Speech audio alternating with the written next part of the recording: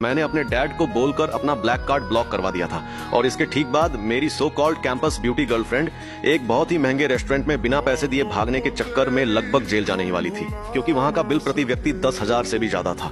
मैं अपने private room में आराम से बैठा था और उसके भेजे हुए अनगिनत घबराए हुए हेल्प मैसेजेस को मजे से पढ़ रहा था। वो लिख रही थी, गूफान, आज हमने जिंगचेन का जन्मदिन मनाने का फैसला किया था ना, तो तुम्हारी हिम्मत कैसे हुई अपना कार्ड ब्लॉक करने की? तुम अभी हो कहाँ?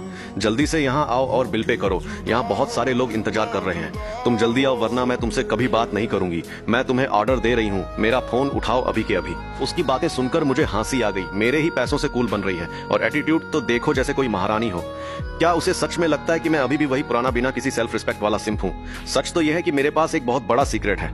मेरा पुनर्जन्म हुआ है, यानी मैं रिबॉर्न हो चुका हूँ। पिछले जन्म में इस शहर के सबसे अमीर आदमी का बेटा होने के बावजूद मैं एक गांव से आई गरीब लड़की के पीछे पागलों की तरह भागता था। वो मेरे पैसे उड़ाती थी, लेकिन दूसरों के सामने मुझे अपना सिंप बुलाती थी और मुझे किसी नौकर की तरह ट्रीट करती थी। उसके नए आशिक की सेवा करते करते उसने मेरी फैमिली की पूरी कंपनी हड़प ली थी और आखिर में मैं और मेरी बेटी बिना पैसों के सड़क पर तड़प तड़प कर मर गए थे।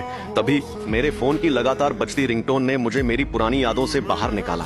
जैसे ही मैंने कॉल उठाया, दूसरी तरफ से वही बॉस वाला एटीट्यूड दिखाते हुए एक आवाज आई, गूफान, जल्दी से यहाँ आओ और हमारा बिल क्लियर करो। मैंने अपना फोन पकड़ा और थोड़ा साइड में जाकर बोला, बिल क्लियर करूं? भाई, जब मैंने वहां कुछ खाया पिया ही नहीं तो तुम मुझे बिल भरने के लिए क्यों बुला रही हो? लियू रुयान को अब एहसास होने लगा था कि मैं शायद बदल गया हूं। पहले तो मैंने उनके लिए कोई लग्जरी होटल बुक नहीं किया और अब मैं उनका बिल भरने से भी साफ मना कर रहा था।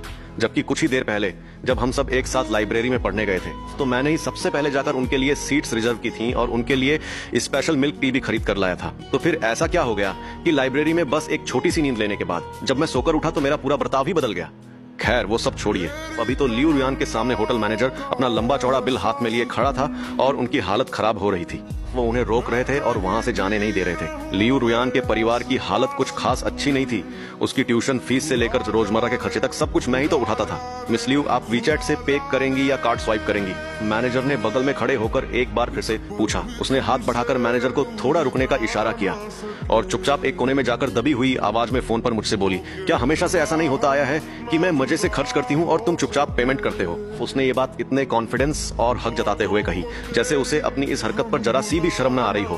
तुम खर्च करोगी और मैं पेमेंट करूंगा। मेरी हंसी छूट गई। सच कहूं तो मेरी उन सिंप वाली हरकतों और यादों को अब पूरे 10 साल बीत चुके थे और मैं लगभग भूल ही गया था कि मैंने उस वक्त कितनी बड़ी बड़ी बेवकूफियां की थी। मेरी हंसी सुनकर लियू रुयान के माथे पर तुरंत सिलवटें पड़ गईं। वो बेचारी वहां इतनी ऑकवर्ड और शर्मनाक सिचुएशन में फंसी हुई थी और मैं यहाँ फोन के इस पार इतने मजे से कैसे हंस सकता था? गूफान, तुम अभी के अभी यहाँ आओ और मेरा बिल क्लियर करो, वरना मैं तुमसे आगे कभी बात नहीं करूंगी। हाँ हाँ, कितना फनी है ना? नहीं करनी बात तो मत करो।